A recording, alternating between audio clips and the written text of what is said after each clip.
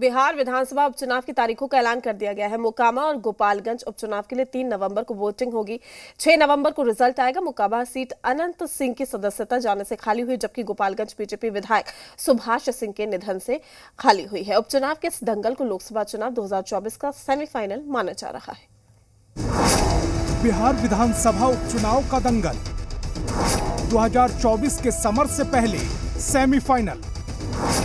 जनता का जनादेश, लोकसभा का संदेश।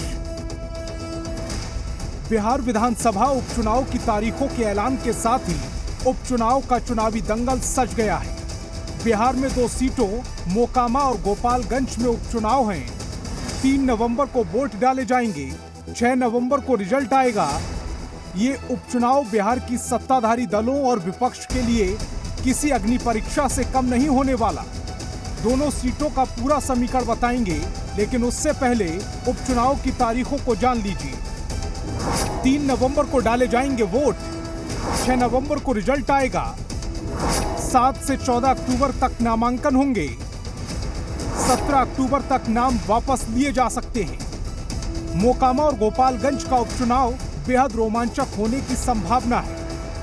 सबसे पहले ये जान लीजिए इन दोनों सीटों पर उपचुनाव क्यों हो रहे हैं। अनंत सिंह की सदस्यता रद्द होने से मोकामा की सीट खाली थी। वहीं सुभाष सिंह के निधन से गोपालगंज की सीट खाली हुई थी। राजनीति के जानकार मोकामा और गोपालगंज उपचुनाव को लोकसभा चुनाव 2024 का सेमीफाइनल मान रहे हैं, क्योंकि मोकामा और गोपालगंज में बीजेपी के नेतृत्व की अग्नि परीक्षा होगी। मोकामा सीट पर आरजेडी के अनंत सिंह की पत्नी चुनाव लड़ सकती हैं। मोकामा सीट पर लल्लन सिंह के सब्र का इम्तिहान हो सकता है। देखिए, भारतीय जनता पार्टी तो चुनाव के लिए 5 साल तैयार रहने वाली पार्टी। हमारी पार्टी तो कार्यकर्ताओं की पार्टी है।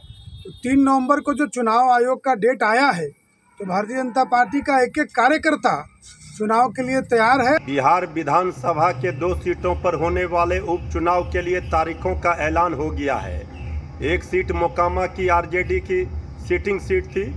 दूसरे सीट जो गोपालगंज से थे वो बीजेपी के थे। दोनों सीटों पर महागठबंधन की जीत होगी और बीजेपी जमानत बचाने के लिए संघर्ष करेगी। अभी तक लल्लन सिंह और अनंत सिंह घोर विरोधी रहे हैं। अब बिहार में सत्ता की तस्वीर बदल गई है। ऐसे में सत्ताधारी और विपक्ष दोनों के लिए मुश्किलें कम नहीं हैं। एक और महागठबंधन में सामंजस्य बिठाने पर टकरार की संभावना है, तो वहीं बीजेपी में नेतृत्व की क्षमता की परीक्षा हो सकती है। ब्यूरो रिपोर्ट, जी मीडिया।